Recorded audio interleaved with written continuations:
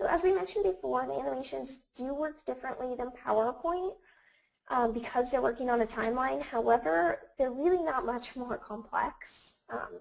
We have our basic entrance and exit animations. Unfortunately, there aren't emphasis animations as there are in PowerPoint, which is something we hope will happen with the next edition of Storyline, but we'll see. So we're going to get into the timeline a little later, so I just want to show you what's on the ribbon for now. Again, we have our entrance animations where you just click the drop down here and choose your fade in, grow, fly in, spin, spin and grow. And then you can choose the speed at which you want it to do. Medium is the default. Sometimes that even seems a little fast and we go for slow. We'll just leave that as is. And then you get to choose where it enters from. So if you just leave it at the default, it's this center circle, and that's just appearing from where it currently is. And if you choose any of these arrows, you're choosing the direction from which you want to come in. So if I choose this, it would go ahead and enter from the right. Okay, and then it also, notice when I chose that right arrow, it also changed this to fly in because now it's not fading in, it's flying in from the right since we chose that arrow. Same thing for your exit animations. Here we have your slide transitions. So if I have this first slide selected and I choose this fade in, then when I enter this slide, it's going to go ahead and fade for whichever transition I choose. And again, you can choose the speed in which it does so, and you can select this apply to all if you want each slide to have the same entrance animation. All right, so our next tab up at the top here is our View tab. So right now we are in Normal View, and again, what we started at, like I said, was in Story View, where you could see all of your slides, and then also it gives us the option to view our Slide Master and our Feedback Master, which we're not going to go into right now. If you're familiar with how a Slide Master works in PowerPoint, it's pretty much the same way. So here we have some grids and guides. So we have a ruler. If we go ahead and select that, this ruler appears at the top and left for you. We also have grid lines, which just set 1 inch horizontal and vertical axis grids. Hopefully you can see them there. And then we also have guides, which gives you 2 guides that you can move around. If you just hover your mouse over it, your cursor will change a little bit. You'll get that arrow, and you can just move them up or down, just like that. Right, and then we have our Zoom tab. So clicking Zoom, you can select the view that you have on your current screen. You can also select Fit to Window, which makes this as large as it can go without blocking everything else on your screen, and also readjusts it when you pull things up like the timeline here. It'll readjust it just to be the right size. So that's something that I use a lot. And that Zoom and Fit to Window tools are also available in your lower right corner right here. This icon is Fit to Window, and then to zoom in or out, you can just drag this right here or click your plus or minus buttons. Okay, so now on to the Help tab. Here, there's a lot of great information. The Articulate online community is really good about providing forums where they have a great support team that will get back to you right away. They'll even let you submit your files, and they can look at them and see if you have any troubles. So there's a lot of really great resources that most of them are accessible through this tab right here. And lastly, we have the Format tab. And the Format tab is only active when you're clicked on a slide or on something that you can actually format. So if you don't see it, that means you need to click in on one of your slides and objects. So here you can, again, a lot of these functions are very similar to PowerPoint, so we're not going to go into too much detail, but when you're creating shapes and inserting images, this is where you'll come to choose a fill, an outline, and shape effects such as a drop shadow or a reflection, etc. So here on our right, we have an Arrange tab. You'll be able to bring forward and backward your objects, align them to the slide and also to each other, group them, rotate them, change the size, all of those fun things.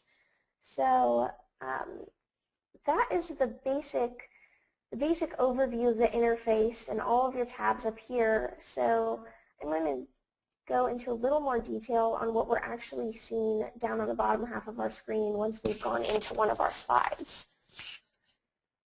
Okay, so I'm going to hop on over to slide 2 here.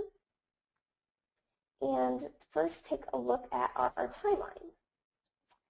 So you can see on our timeline, you see a lot of different layers.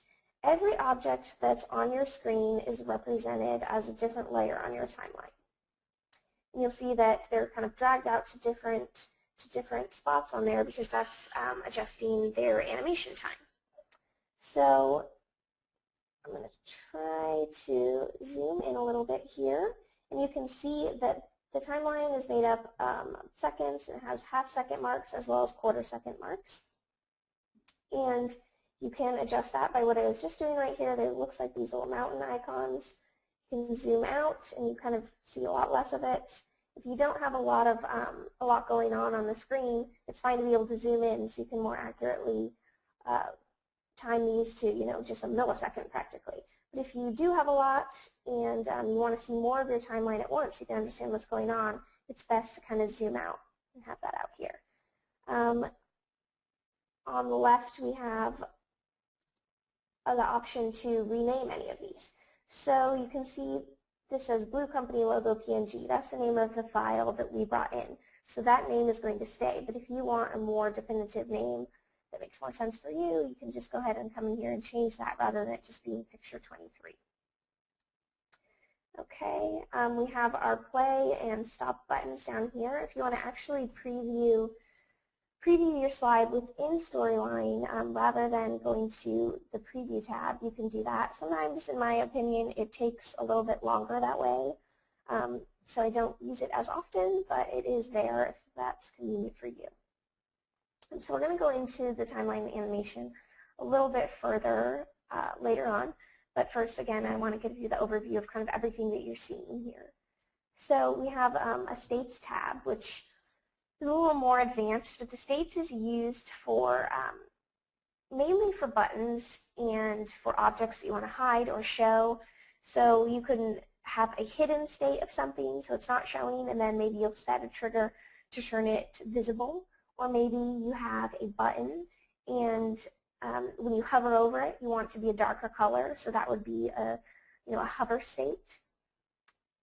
So again, we won't go over these in this course, but in later sessions we do get into all of the states and variables, etc.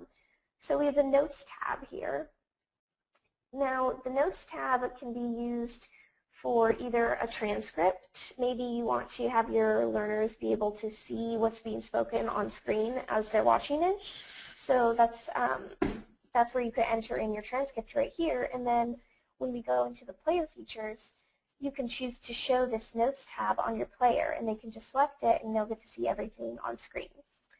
Some people like to just use this Notes section as more of an internal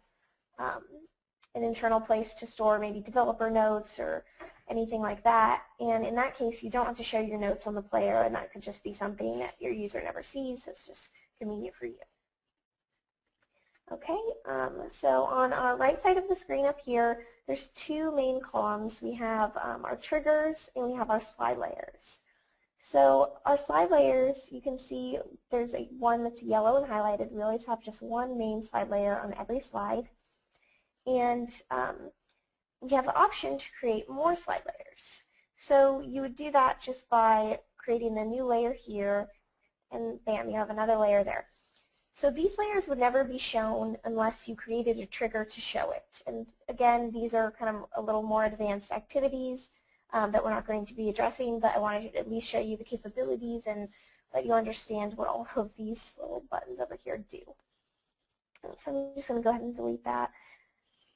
And up here we have our player triggers. Now player triggers is something that you'll always have in your course no matter what, even if you didn't create them, because these are automatic. So this says jump to the next slide when the user clicks the next button. That's a trigger that Storyline automatically puts on your player because your player has a next button. So if you created a button on the screen and wanted to use that as your next button rather than the player, you would put this same trigger on it. It says jump to the next slide when the user clicks. But however, that wouldn't be a player trigger. So we have three types of triggers. We have our player triggers, we have object triggers, and then we have slide triggers. So if you put a trigger on a button that said to jump to the next slide, that would be an object trigger. And if you put a trigger that said jump to the next slide when the timeline ends, then that would be a slide trigger because that has to do with our slide and our timeline. So again, these buttons up here down here, control the triggers, creating a new one, editing it, copying and pasting, and deleting.